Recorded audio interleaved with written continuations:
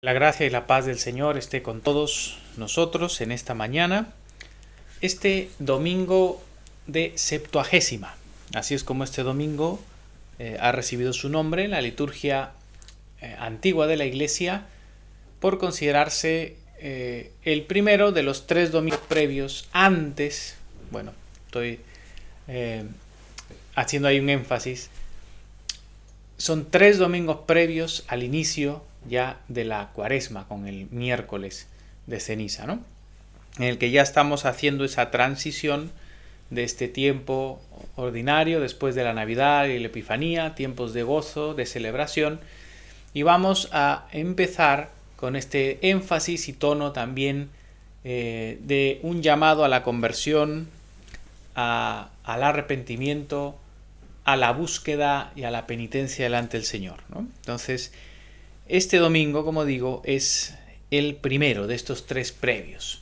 Y el Evangelio de hoy, el Evangelio de San Lucas, nos lleva a reflexionar acerca de un aspecto importante de la predicación del Señor Jesús. Vamos a acercarnos a él en este capítulo 6, versículo 12.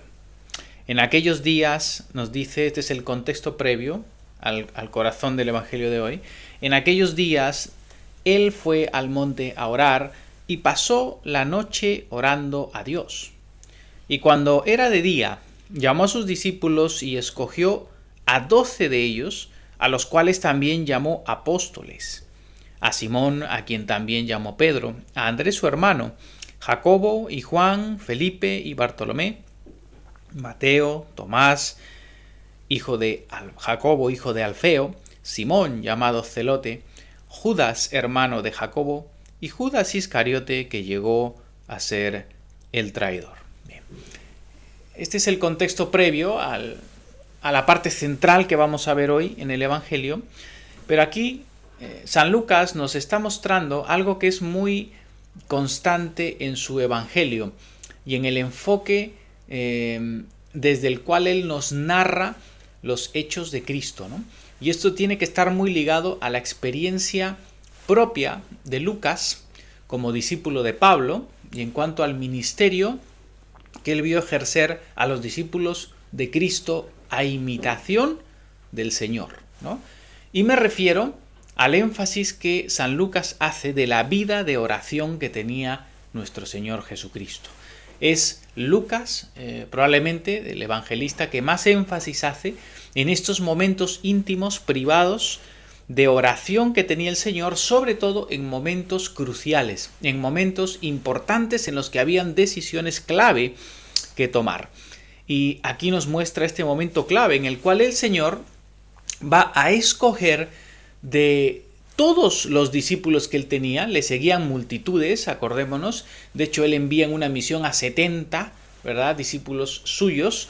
Pero de un gran grupo de discípulos, el Señor escoge a 12, ¿verdad? Los que vienen a hacer, como bien nos dice aquí Lucas, el mismo Señor a ellos los llamó apóstoles, ¿eh? Entonces, aquí vemos al Señor Jesús antes de tomar esta decisión tan importante y de saber quiénes son estos que van a ser elegidos para esta misión concreta y tan importante para la Iglesia, porque ya sabemos que los 12 apóstoles son realmente un fundamento de la Iglesia, ¿eh? Los apóstoles en su testimonio como testigos de Cristo y en su doctrina van a ser fundamento de la Iglesia, en lo que cree y lo que la Iglesia practica. Entonces el Señor fue al monte y pasó en oración la noche, ¿eh? Es decir, pasó toda la noche en oración. Y esto nos muestra del mismo Señor Jesucristo la vida tan profunda que él tenía realmente de comunión con el Padre, ¿no? Ahora nosotros podemos vernos allí reflejados y decir, si el Señor, siendo Dios eterno, si el Señor, siendo el Verbo de Dios hecho hombre, él realmente pasaba estos tiempos tan profundos de oración, cuánto más nosotros, ¿no? Tan débiles, pecadores, aquí en nuestra lucha y en nuestra carne, siendo simplemente criaturas, cuánta necesidad tenemos también de pasar tiempos importantes de oración a Dios. y también ver que pasó la noche orando, ¿no? Esto nos muestra también una práctica muy importante de la oración y que también los cristianos, como hijos de Dios en Cristo por el Espíritu Santo, nosotros debemos ejercitar. ¿A qué me refiero? A la oración nocturna, ¿no? Esto es lo que se han llamado las vigilias, ¿no? Y estas vigilias de oración se han practicado ya por el pueblo judío en el Antiguo Testamento, pero en el Nuevo Testamento vemos al mismo Señor Jesús pasar en vela, ¿verdad? Y horas de la vigilia en oración. Y los apóstoles también lo hacían y la Iglesia lo ha hecho siempre, ¿no? Y es ahora que iniciaremos la Cuaresma, es un tiempo muy propicio para ejercitarse también en estos tiempos de oración nocturna, que son las vigilias, ¿no? Apartar horas de la noche, las 3 de la madrugada, por ejemplo, levantarse a tener un tiempo de comunión con el Señor, ¿no? 15, 20 minutos de oración por motivos específicos. ¿Por qué las noches y las madrugadas son tan importantes para la oración? Porque son momentos en los que toda la creación está quieta, en los que toda la creación duerme, descansa, ¿verdad? Y es un momento realmente de silencio real, ¿no? En el que podemos entrar en la comunión con Dios de una forma especial. Entonces, las vigilias y la oración de noche tiene un sentido profundo y tiene una comunión diferente a otros momentos del día. Así que estas palabras de Cristo o la vida de Cristo nos anime también a buscar la oración incesante, la oración profunda y también en la noche, en las vigilias. Es algo importante e interesante. Vemos que el Señor aquí elige a los 12. Obviamente esta elección de los 12, de ser 12 discípulos, no es casual. Esto está relacionado con las 12 tribus de Israel, porque estos 12 discípulos están representando el origen, el génesis del nuevo y verdadero pueblo de Dios, que va a ser la iglesia. Ya no es un Israel físico, sino el Israel espiritual, como dice San Pablo, aquel que nace en Cristo, del agua y del Espíritu, es unido a ese pueblo, sin importar de dónde sea su nación física. Pero vemos que en los apóstoles se está realmente resumiendo o dando ese origen de la plenitud de esas 12 tribus, pero que llegan a ser realmente plenas y completas en la vida de la iglesia. Aquí Lucas nos da los nombres que ya sabemos de los apóstoles, encabezados siempre por el apóstol Pedro como el líder y el principal de los 12 apóstoles. No vamos a entrar ahora en el detalle de todos los apóstoles porque nos extenderíamos demasiado y no es el propósito en este sermón, pero sí el hecho de ver que el Señor les escoge justamente para ser llamados apóstoles, ¿no? Y la palabra apóstol sabemos que es la palabra griega que se traduce como enviados, es decir, estos 12 hombres fueron realmente los llamados, escogidos por Dios para una misión concreta, ser los testigos de Cristo, tanto de su vida, desde el bautismo de Juan, como dijo Pedro, ¿verdad? En Hechos de los Apóstoles, cuando elige el sucesor de Judas, que viene a ser Matías, los que estuvieron con Cristo desde el bautismo de Juan hasta su resurrección. Esos 12 hombres son únicos e irrepetibles, ¿verdad? Ese testimonio apostólico es único e irrepetible. Pero es esa apostolicidad que parte de ellos la que recibe la iglesia. Y la iglesia tiene el deber de mantenerse en la apostolicidad. Es decir, por eso la iglesia es una santa, católica y apostólica, porque heredamos la enseñanza, la doctrina y el fundamento apostólico, es decir, lo que la iglesia ha recibido de ellos, que lo tenemos en las escrituras, y que nosotros debemos guardar y permanecer en la doctrina apostólica y en lo que la iglesia ha creído y ha entendido que enseñan las escrituras. Para eso tenemos los credos universales de la iglesia, el credo de los apóstoles, el credo niceno, ¿verdad? Y el credo atanasio también, pero estos credos nos manifiestan la interpretación recta de lo que la escritura dice. Y eso es el corazón del testimonio apostólico y es lo que la iglesia tiene que guardar. El que se sale de esos estándares ha salido de lo que es la apostolicidad, de lo que es verdaderamente el sentido que la Iglesia ha recibido del testimonio de los apóstoles. Entonces perseveremos en esa fe y estemos siempre alrededor de esa fe. Bien, hasta aquí tenemos ese contexto del momento en el que el Señor está allí en esa montaña orando con sus discípulos, los elige, los llama como apóstoles y luego va a descender con ellos.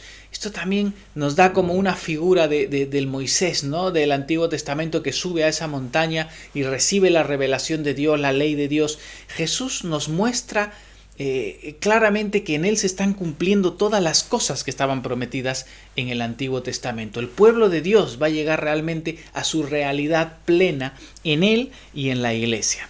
Ahora el versículo 17 nos dice, y descendió con ellos, es decir, después de haber estado orando toda la noche y habiéndoles elegido y llamado, ahora descendió con ellos y se detuvo en un lugar llano, en compañía de sus discípulos y de una gran multitud de gente de toda Judea, de Jerusalén, de la costa de Tiro y de Sidón, que había venido para oírle y para ser sanados de sus enfermedades, y los que habían sido atormentados de espíritus inmundos eran sanados. Y toda la gente procuraba tocarle, porque poder salía de él y sanaba a todos. Fijaos, el Señor, después de haber descendido con sus apóstoles de ese monte donde estuvo orando, se detiene en un lugar llano. Algunos estudiosos consideran este sermón que va a dar aquí Lucas, donde él habla de las bienaventuranzas, ¿verdad? Lo consideran como el mismo sermón del que habla Mateo, ¿no? En el Sermón del Monte. Algunos piensan que es un sermón diferente porque Jesús podría haber predicado el mismo mensaje o el mismo tipo de enseñanza en diferentes ocasiones, ¿verdad? No es ahora, el tema no es importante eso, pero sí vemos aquí que Lucas lo que hace en la explicación de este sermón que hace Jesús en esta meseta, que podría ser perfectamente una montaña también, pero en la meseta de esa montaña, donde él anuncia y predica este mensaje, vamos a ver que Lucas, a diferencia de Mateo, no nos habla solamente de las bienaventuranzas, sino que Lucas nos hace un contraste en este sermón que vamos a ver a continuación. Es un sermón donde él va a contrastar las bienaventuranzas con los ayes. Pero antes de llegar a ese punto, vemos que cuando el Señor está allí, hay una gran multitud de gente de muchos lugares, desde Jerusalén, Judea, la costa de Tiro y Sidón, es decir, gente que viene incluso fuera del pueblo de Dios y venían para oírle. Ya sabemos por las predicaciones anteriores que el ministerio del Señor en Galilea y en Cafarnaúm fue grande. Podemos hablar de que el Señor estuvo más de un año enseñando, predicando, y había muchos que habían oído el anuncio del reino de Dios por parte de Jesús, y todos se admiraban de su doctrina.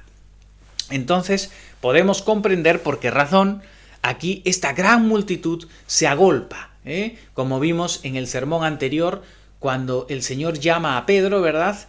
Acordémonos, también allí hay una gran multitud alrededor de la barca de Pedro cuando Jesús está enseñando. Entonces venían muchos para oír las palabras de Cristo, que enseñaba con una autoridad diferente a la de los escribas y los fariseos, porque Él es Dios hecho hombre y su palabra era profundamente transmitida y tocaba los corazones de una forma profunda.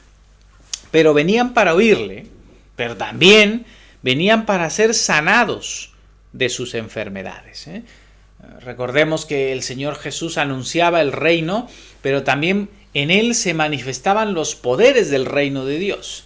Ya lo hemos visto en varias ocasiones, la cantidad de milagros y señales que el Señor iba haciendo, sanando a muchos, libertando a muchos. Los que habían sido atormentados, nos dice Lucas, de espíritus inmundos eran sanados.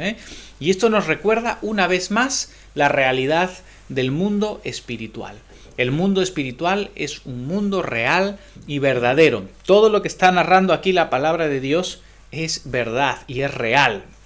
Estas no son metáforas ni son figuras, son realidades. Este mundo caído está dominado en gran manera por el mundo espiritual. Hay un mundo espiritual de maldad caído, donde Satanás, príncipe de este mundo, Jesús ha vencido en la cruz, pero él todavía está libre y suelto hasta que Jesús vuelva con poder y gloria. Los poderes de Satanás están refrenados por el poder del Evangelio, pero Satanás está actuando y se mueve en este mundo con sus huestes. Y como vemos aquí, cuando Jesús estaba en su ministerio, habían personas atormentadas de espíritus inmundos. Es decir, algunas de las enfermedades y problemas que afectan al alma humana y al cuerpo de las personas se producen por espíritus inmundos. Espíritus inmundos es una referencia, obviamente, a estos demonios de menor categoría que Satanás, pero que en su gran multitud, acordaos que Satanás arrastró consigo a una gran multitud de las legiones angélicas, que siendo ángeles caídos, son demonios, espíritus inmundos que dañan y atacan. Tanta maldad y tanta violencia y muchas de las atrocidades que vemos en este mundo provienen justamente de la actuación de estos espíritus inmundos. Vemos el poder de Dios, el poder de Cristo, sanando enfermedades, lo cual también es una consecuencia de la caída y del pecado, y también sanando a aquellos que eran atormentados por espíritus inmundos. Todos ellos eran sanados, nos dice aquí el Evangelio, y esto es una realidad y una verdad. También vemos que toda la gente, nos dice Lucas, procuraba tocarle, procuraba poner sus manos sobre Jesús. ¿Por qué? Porque poder, nos dice, dunamis, esa palabra en griego, ese poder, de ahí viene la palabra dinamita, ¿no? Poder salía de él y sanaba a todos, ¿no? Aquí vemos esta expresión de Lucas que nos muestra ese poder del Espíritu Santo que salía de él, salía de Jesús. Y esa misma expresión la vemos cuando el Señor sana a esta mujer del flujo de sangre, ¿no? Que esta mujer del flujo de sangre, cuando ve al Señor, dice: si yo tocare su manto, ¿no? Con solamente tocar su manto, yo seré sana, ¿no? Y cuando le toca, ¿no? El Señor dice que él mismo siente que poder ha salido de mí, ¿no? Porque sus discípulos le dicen, preguntas quién te ha tocado, todos te están tocando, hay una multitud. Y él dice, no, poder ha salido de mí. Entonces ahí vemos esta expresión, no hay que tenerla poco en cuenta, porque esa expresión muestra justamente esa operación del Espíritu Santo, cómo fluye, ¿no? De él fluyen esas fuentes de agua viva, sale el poder del Espíritu Santo, pero eso es algo que fluye de Cristo, pero que Cristo ha dado a la iglesia también. Aquí hay cositas importantes, ¿no? Porque esto nos muestra primero que el hecho, una vez más, es peligroso hacer una dicotomía entre lo espiritual y lo físico, ¿no? Aquí vemos que hay una realidad en la que al tocar a Cristo, ¿no? Físicamente al tocarle, había poder del Espíritu Santo, ¿verdad? La carne de Cristo, la materia de Cristo, su cuerpo físico, ¿verdad? De él salía también ese poder del Espíritu Santo y anhelaban poner sus manos sobre Jesús. Ahora, esto es algo que Cristo ha dado a la iglesia. La iglesia no ha quedado ajena de ese poder de Dios para sanar y para libertar a los cautivos. Lo que pasa es que muchas veces somos incrédulos a lo que Cristo le ha dado a la iglesia. De hecho, nosotros podemos ver que estas mismas obras que Jesús hacía, este poder que Jesús tenía y este poder que salía de él y por el cual incluso procuraban poner sus manos en él para recibir esa sanidad, eso mismo el Señor lo entrega a sus apóstoles y lo entrega a la iglesia, porque el Espíritu Santo sigue obrando estas cosas en la vida de la iglesia. Por eso vemos más adelante en los apóstoles estas mismas señales, ¿verdad? En Hechos, el mismo Lucas nos cuenta en el capítulo 5, versículo 14, ¿no? Dice, y los que creían en el Señor aumentaban más. Gran número así de hombres como de mujeres. Estaban anunciando el Evangelio, ¿no? Pedro, Juan predicando el Evangelio y muchos se convertían. Versículo 15 dice, tanto, ¿no? Gran número. Aumentaban, ¿no? Dice, tanto que sacaban los enfermos a las calles y los ponían en camas y lechos, para que al pasar Pedro, a lo menos su sombra cayese sobre alguno de ellos. Y aún de las ciudades vecinas muchos venían a Jerusalén trayendo enfermos y atormentados de espíritus inmundos, y todos eran sanados. Fijaos lo que pasaba aquí con Pedro, ¿no? Pedro anunciando el Evangelio y obraba milagros, los mismos milagros que obraba el Señor, ¿no? Sanando a los enfermos, incluso sacaban, dice, a los enfermos a la calle para que les tocase la sombra de Pedro. Fijaos lo que está diciendo. Y de esta manera nos dice, muchos enfermos y atormentados de espíritus inmundos, la misma expresión que ha utilizado de Cristo en el Evangelio de hoy, dice, todos eran sanados. Entonces, aquí podemos ver cómo el poder de Dios, este poder del Espíritu Santo para sanar y para libertar, que obró en Cristo, obra también en la vida de los apóstoles y de la iglesia. Luego más adelante en Hechos capítulo 19 nos lo dice también de Pablo, ¿no? Dice, y hacía Dios milagros extraordinarios por mano de Pablo, de tal manera que aún se llevaban a los enfermos los paños o delantales de su cuerpo, y las enfermedades se iban de ellos, y los espíritus malos salían.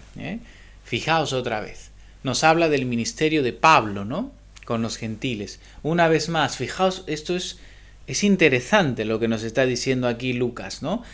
Que a los enfermos, así como con Pedro era la sombra incluso que les tocara y eran sanados, aquí de Pablo incluso se llevaban, dice, las prendas de ropa de Pablo, los paños, los delantales de la ropa de Pablo, se llevaba a los enfermos, y los enfermos, dice, eran sanados y los espíritus malos salían. Las enfermedades se iban. ¿Qué es esto? Es un milagro, como dice aquí Lucas, milagros extraordinarios de Dios, pero que se hacían por mano de Pablo o por mano de Pedro. Es decir, estamos viendo aquí una vez más la iglesia que recibe de parte de Cristo mismo estas señales por el poder del Espíritu Santo. Es Cristo mismo obrando a través de la iglesia, porque Jesús mismo había dicho en Juan 14:12, el que en mí cree, las obras que yo hago, él las hará también, y aún mayores hará, porque yo voy al Padre. Es decir, el hecho de que Cristo vaya al Padre era garantía de que el Espíritu Santo venía a nosotros, el Padre y el Hijo vienen a nosotros por el Espíritu, y Dios sigue obrando a través de la iglesia para que esas mismas obras que Cristo ha hecho, la iglesia también las haga. Y por eso nosotros debemos tener fe y debemos orar con fe por los enfermos. Debemos imponer las manos a los enfermos, ungirlos con aceite en el nombre del Señor. Debemos orar por la libertad a los cautivos y oprimidos por espíritus malos. Debemos nosotros confiar en el Señor, creer en su promesa y hacerlo. Porque el Señor tiene ese poder que lo ha dado a la iglesia para que la iglesia lo utilice. Y debemos abandonar el racionalismo que ha invadido a la iglesia en estos tiempos, que nos lleva a dejar de creer en aquellas cosas que son tan verdaderas y que las Escrituras nos dicen acerca del mundo espiritual. Bien, ahora vamos a ver el sermón y perdón, porque por eso también tenemos que orar y pedirle a Dios que nos conceda en su misericordia estos dones. Pedirle al Señor que se manifieste a través de la iglesia y de su pueblo y de nosotros mismos. Pedirle, Señor, otórganos ese poder de tu Espíritu Santo para sanar, para poder libertar. Danos, Señor, en tu gracia. Obra con poder en medio nuestro y quita nuestra incredulidad que tantas veces tenemos y que podamos orar con confianza en el poder de Dios. Bueno, para seguir con esto, ahora llegamos ya al sermón del Señor, es decir, la predicación de Cristo en ese monte. Versículo 20 de Lucas 6 dice: y alzando los ojos hacia sus discípulos, decía: bienaventurados vosotros los pobres, porque vuestro es el reino de Dios. Bienaventurados los que ahora tenéis hambre, porque seréis saciados. Bienaventurados los que ahora lloráis, porque reiréis. Bienaventurados seréis cuando los hombres os aborrezcan y cuando os aparten de sí y os vituperen y desechen vuestro nombre como malo por causa del Hijo del Hombre. Gozaos en aquel día y alegraos, porque he aquí vuestro galardón es grande en los cielos, porque así hacían sus padres con los profetas. Esta es la primera parte del sermón. Como digo, Lucas hace un contraste aquí en este sermón de Cristo y habla primero de estas bienaventuranzas y de los que son bienaventurados verdaderamente para Dios. Y luego los contrastará con aquellos que realmente deben estar tristes y angustiados porque ay de ellos, ay de aquellos que van a recibir el juicio y la condenación de Dios. Y Lucas hace este contraste, bienaventurados y los que reciben los ayes, ¿verdad? Y el contraste, por decirlo de una forma sencilla, en realidad para Lucas se encuentra entre aquellos que son pobres y aquellos que son ricos. Es el contraste entre los ricos y los pobres. Pero esto debemos entenderlo bien en la enseñanza de Lucas. ¿A qué se refiere con los pobres y a qué se refiere con los ricos? Porque Lucas dice aquí bienaventurados.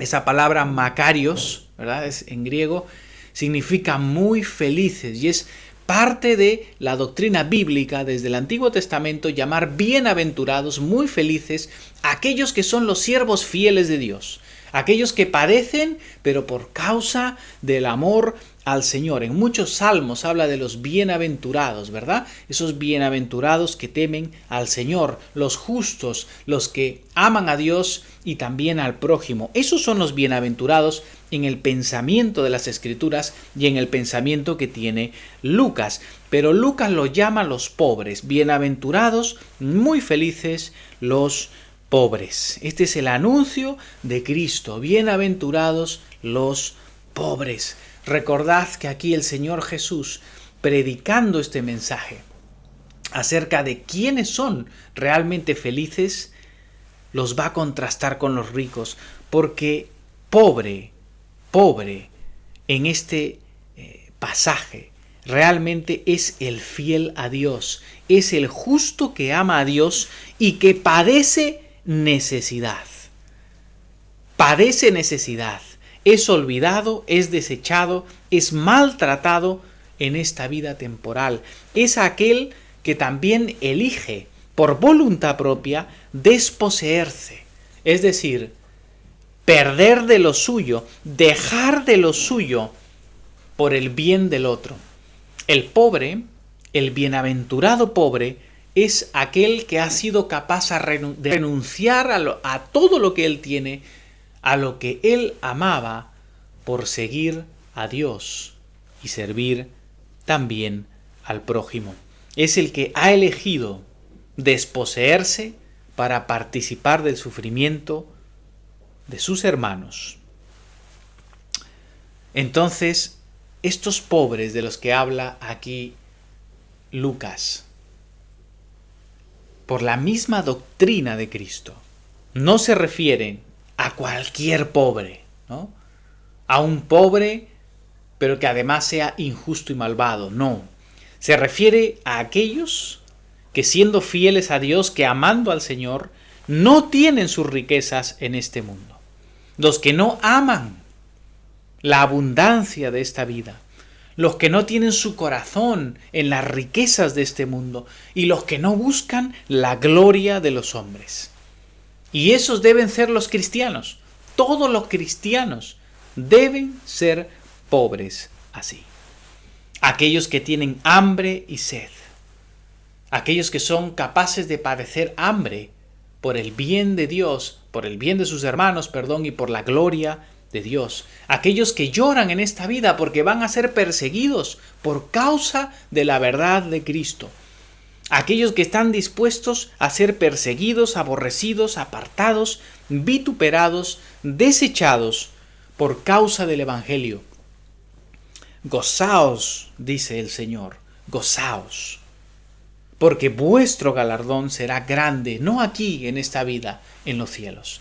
Y esa es la realidad de aquellos que siguen a Cristo con fidelidad. En este mundo habrá aflicción, en este mundo habrá persecución, en este mundo habrán consecuencias contrarias a toda la abundancia de este mundo. Habrán cárceles, penurias, persecuciones, maltratos, pobreza, necesidad. Pero si es por causa del reino, por servir a Dios y por dar al que no tiene, alégrate, gózate, porque tu galardón será grande en los cielos. Esa debe ser la característica y el corazón de aquellos que siguen a Jesús. Mas en el versículo 24 nos dice: mas ay de vosotros ricos. Aquí viene el contraste de estos pobres que hemos visto, el contraste con los ricos. Mas ay de vosotros ricos, porque ya tenéis vuestro consuelo. Ay de vosotros los que ahora estáis saciados, porque tendréis hambre. Ay de vosotros los que ahora reís, porque lamentaréis y lloraréis. Ay de vosotros cuando todos los hombres hablen bien de vosotros, porque así hacían sus padres con los falsos profetas. Estos ayes son anuncios proféticos, ¿no? Se ven en el Antiguo Testamento, en los profetas también. El decir ay de aquellos es el anuncio de una acusación y el anuncio también del castigo, de la retribución que Dios da a ese pecado y a esa infidelidad. Por lo tanto, esta es una acusación a los ricos y un anuncio profético. Pero ¿quiénes son estos ricos que nos muestra Lucas, ¿no? En el mensaje del Señor Jesús? Pues son todos aquellos que encuentran su deleite y su satisfacción en este mundo, en el aquí y en el ahora. Aquellos que están preocupados en llenar sus arcas, aquellos que están preocupados solamente en ellos mismos y en la abundancia de sus bienes. En el Evangelio de Lucas esto es muy constante. Este contraste que parte aquí en este anuncio del sermón de las bienaventuranzas y los ayes, luego en varios ejemplos del Evangelio de Lucas se ve en la práctica. Se ve en el joven rico que rechaza a Cristo, se ve también en Lázaro y el rico, y se ve también en Zaqueo como el que sí es capaz de renunciar. Se ven en varios ejemplos este contraste que nos muestra aquí Lucas. Por eso es que los ricos, quienes merecen estos ayes, son aquellos que solamente piensan en sí mismos. Son aquellos que solamente están viviendo para sí y para enriquecerse y abundar en ellos, pero que son totalmente incapaces de renunciar a sí mismos. Son incapaces de hacerse pobres por el bien del otro. Son incapaces de renunciar a sus propias pertenencias y riquezas para seguir a Dios. No por gusto el Salmo 41:1 dice: bienaventurado el que piensa en el pobre. En el día malo lo librará el Señor. Bienaventurado el que piensa en el pobre. Se está refiriendo justamente a eso, aquel que no es rico para sí, sino que es capaz de desposeerse por el bien del pobre, ¿verdad? Entonces, ricos, saciados, los que ríen, se está refiriendo a aquellos que nada más están buscando su propio bien y a aquellos que buscan su propia gloria y la reputación delante de los hombres. Este es el contraste tan marcado que nos muestra Lucas en la predicación de Cristo.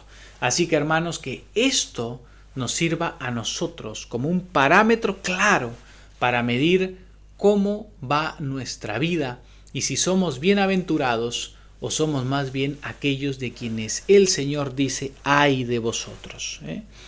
Quiero terminar este sermón con unas breves conclusiones. Examinemos la vida de oración de Jesús y que sea un modelo de nuestra vida de oración. Y os animo a que practiquemos las oraciones de la noche, las vigilias. Es algo que va a fortalecer nuestra comunión con el Señor. En segundo lugar, así como tenemos los apóstoles de Cristo, irrepetibles, sabemos que la Iglesia es apostólica y debemos conservar el testimonio que se hereda a través, por supuesto, de los ministros, principalmente los obispos tienen esa labor de supervisión como apostólica, también los presbíteros, los diáconos, ese ministerio que da Dios, ministerio docente que da la Iglesia es muy importante, pero debemos considerarnos cada uno de nosotros apóstoles en un sentido pequeño, con minúsculas, ya que todos somos enviados, porque eso significa la palabra, y todos tenemos un apostolado y somos enviados para anunciar el reino de Dios, anunciar a Cristo a todo el que nos rodea. Y finalmente, por favor, tengamos en cuenta este contraste que hace Lucas entre los que son bienaventurados, como los pobres, y los que son realmente, ay de ellos, los que son ricos. Por favor, bienaventurados los pobres, es decir, aquellos temerosos de Dios, aquellos que deciden no vivir en abundancia para sí mismos, sino que deciden más bien renunciar a todo para servir al Señor y amar al prójimo. El cristiano debe ser así. Nosotros debemos aprender a vivir vidas sobrias y, como dice el apóstol Pablo, con contentamiento, sin estar buscando la abundancia de las cosas de este mundo, sino más bien ser capaces a renunciar a nosotros mismos, a dar de lo que tenemos, a desposeernos, a hacernos más pobres, empobrecernos, en favor de ¿qué? De servir al Señor y servir al prójimo que necesita. Por eso esto es la caridad, cuando nos damos a nosotros mismos, y ese debe ser el estilo de vida del cristiano. Si tú estás acumulando para ti más y más ganancias y ganancias, dinero y posesiones, todo eso estará en contra tuya cuando estés delante del Señor. Aprendamos a vivir, que Dios nos ayude a vivir con lo que necesitamos, por supuesto, pero vidas llenas de dar, de entrega, de caridad, en la que somos capaces de empobrecernos, de renunciar a cosas nuestras por el bien de aquellos que están en necesidad y por el servicio al Evangelio. Recuérdalo, esto es lo que te hace bienaventurado, cuando estamos dispuestos a padecer por causa del reino y no vives para ti. Y hay de aquellos que sí eligen vivir solo para sí mismos. Aquellos que se dedican su vida, su esfuerzo y su tiempo solamente a procurarse más y más ganancias y beneficios y posesiones buscando la gloria humana. El que vive así está camino a la condenación, no está camino al reino de Dios. Aunque te quieras llamar cristiano, no estás camino al reino de Dios. Si solamente vives para ti y para acumular para ti, sin capacidad de renuncia, si vives indiferente al que está en necesidad, en tu tiempo, esfuerzo y en tus tesoros, en lo que tú puedes dar, y eres indiferente a la necesidad de otros, créeme que no estás caminando hacia la bienaventuranza eterna. Así que no nos olvidemos, porque el que vive para sí mismo se olvida de Dios y se olvida del prójimo y termina muriendo en sí mismo. Así que cuidado, hermanos, que Dios tenga misericordia de nosotros, nos ayude a vivir vidas sabias y verdaderamente bienaventuradas en el padecimiento, en la sencillez, en la sobriedad. Que la gracia y la paz del Señor estén con nosotros y nos ayude a vivir así con fidelidad al Señor y perdone nuestros pecados. Gloria al Padre, y al Hijo, y al Espíritu Santo, como era en el principio, ahora y siempre, por los siglos de los siglos. Amén.